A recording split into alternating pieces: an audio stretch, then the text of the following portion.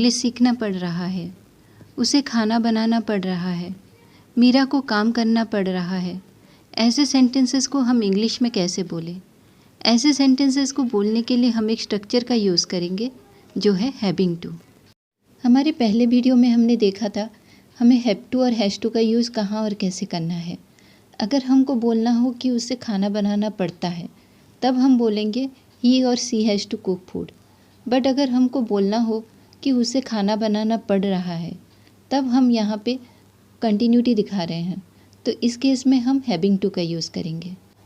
चलिए देखते हैं इसका रूल, इसको सेंटेंस में कैसे यूज़ करें। तो इसका रूल है पहले सब्जेक्ट, उसके बाद इज़, एम और आर, उसके बाद हैविंग टू, फिर उसके बाद वर्ब। वर्ब हमेशा फर्स्ट फॉर्म में रहेगा और लास्ट में हमको ऑब्जेक्ट यूज़ करना है। Let's see some examples of it so you can get a clear concept. मुझे इंग्लिश सीखना पड़ रहा है, I am having to learn English. उसे खाना बनाना पड़ रहा है, she is having to cook food. Meera को काम करना पड़ रहा है, Meera is having to do work.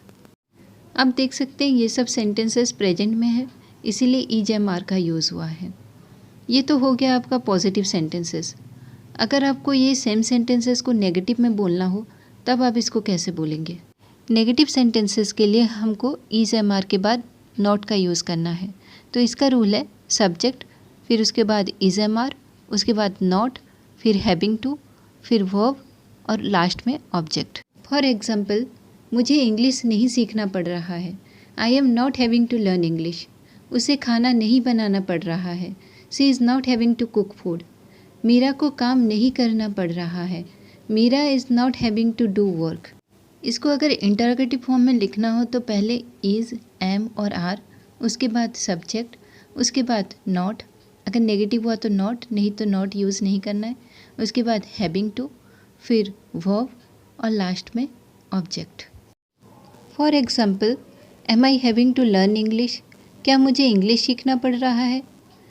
Is she having to cook food? क्या उसे खाना बनाना पड़ रहा है? Is Meera not having to do work? क्या मीरा को काम करना नहीं पड़ रहा है? तो इसी तरह आप हैविंग टू का यूज़ प्रेजेंट के पॉजिटिव, नेगेटिव और इंटरोगेटिव सेंटेंसेस में कर सकते हैं। अगर हमको बोलना हो कि उसे दूध पीना पड़ रहा था या मुझे कंप्यूटर सीखना पड़ रहा था तब हम इज़ एम आर के बदले वाज और वेयर का यूज़ करेंगे, क्योंकि ये सेंटेंस पास्ट में है, बाकी सब सेम ही रहेगा। For example, he was having to drink milk. उसे दूध पीना पड़ रहा था। I was having to learn computer. मुझे कंप्यूटर सीखना पड़ रहा था। They were having to do work. उन्हें काम करना पड़ रहा था। ये तो हो गया आपका पॉजिटिव सेंटेंसेस। अगर आपको नेगेटिव में लिखना हो तो पहले होगा सब्जेक्ट, फिर वाज और वेयर, फिर उसके बाद नॉट, फिर हैविंग टू, फिर वर्ब। वर्ब हमेशा फर्स्ट फॉर्म में रहेगा और लास्ट में ऑब्जेक्ट। फॉर एग्जाम्पल, उसे दूध नहीं पीना पड़ रहा था। He was not having to drink milk. मुझे कंप्यूटर नहीं सीखना पड़ रहा था। I was not having to learn computer. उन्हें काम नहीं करना पड़ रहा था। They were not having to do work. अब इसको इंटरोगेटिव सेंटेंसेस में कैसे लिखना है, उसके लिए पहले वॉज और वेयर, उसके बाद सब्जेक्ट, उसके बाद नॉट, अगर नेगेटिव हुआ तो नॉट, नहीं तो नॉट यूज़ नहीं करना है, उसके बाद हैविंग टू, फिर वर्ब। वर्ब हमेशा फर्स्ट फॉर्म में रहेगा और लास्ट में ऑब्जेक्ट। इसके एग्जाम्पल्स में आता है, क्या उसे दूध पीना नहीं पड़ता होगा? Was he not having to drink milk? क्या मुझे कंप्यूटर सीखना पड़ता होगा? Was I having to learn computer? क्या उनको काम करना नहीं पड़ता होगा? Were they not having to do work? ये तो हो गया आपका पास्ट का सेंटेंसेस। आइए चलिए देखते हैं इसको फ्यूचर में कैसे यूज़ करना है। फ्यूचर के पॉजिटिव सेंटेंस में इसको यूज़ करने का रूल है पहले सब्जेक्ट, फिर उसके बाद विल बी, फिर हैविंग टू, फिर उसके बाद वर्ब। वर्ब हमेशा फर्स्ट फॉर्म में रहेगा और लास्ट में object.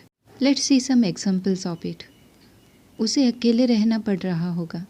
He will be having to live alone. Rohit को जुर्माना देना पड़ रहा होगा। Rohit will be having to pay fine.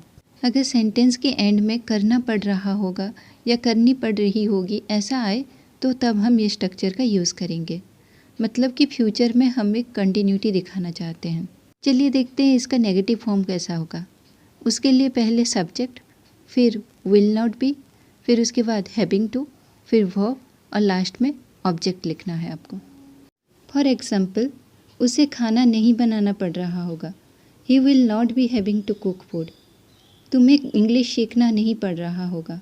You will not be having to learn English. अब इसका इंटरोगेटिव फॉर्म कैसा होगा चलिए देखते हैं। उसके लिए पहले आपको विल, उसके बाद सब्जेक्ट, फिर बी, उसके बाद हैविंग टू, फिर वर्ब और उसके बाद लास्ट में आपको ऑब्जेक्ट यूज़ करना है। फॉर एग्जाम्पल, क्या उसे खाना बनाना पड़ रहा होगा? Will she be having to cook food? क्या उसे नदी पार करनी पड़ रही होगी? Will he be having to cross the river? तो इसी तरह ये स्ट्रक्चर का यूज़ आप इंटरोगेटिव सेंटेंसेस में कर सकते हैं। सो फ्रेंड्स, आज के वीडियो में आपने देखा हम हैविंग टू का यूज़ प्रेजेंट, पास्ट और फ्यूचर में कैसे करेंगे। आई होप आपको सब समझ में आया होगा। अगर कोई डाउट हो तो आप कमेंट सेक्शन में लिख के पूछ सकते हैं। सो फ्रेंड्स, आज के वीडियो में इतना ही। मिलते हैं नेक्स्ट वीडियो में एक नए टॉपिक के साथ।